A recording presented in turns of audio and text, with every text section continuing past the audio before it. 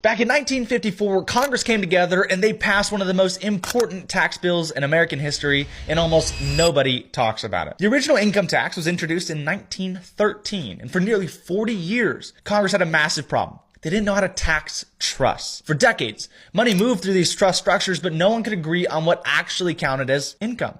There was no clear rule, no consistent framework. So in 1954, Congress came together and they stepped back in. They passed what we now call Subchapter J of the tax code. On the surface, it looks boring. It's just the section that talks about trusts. But buried inside of Subchapter J was a quiet admission. Congress admitted they couldn't define income inside of irrevocable trust on their own. So instead of forcing a federal definition, they made a different choice. They said, hey, we're just going to follow fiduciary law. In plain terms, it means the rules of the trust and the law of the state come first. The federal government comes second. That single decision changed everything. Because now, trust income wasn't being defined by politicians or federal agencies. It was being defined by the fiduciary of the trust, the trustee. And Congress understood exactly what they were doing. They understood trusts because they used them. They were trustees of family trusts and estate trusts, long-term structures designed for generations. This wasn't about breaking the law. It was about writing the law around their fiduciary structures. That's why this history makes people uncomfortable, because most people were taught that the IRS decides everything.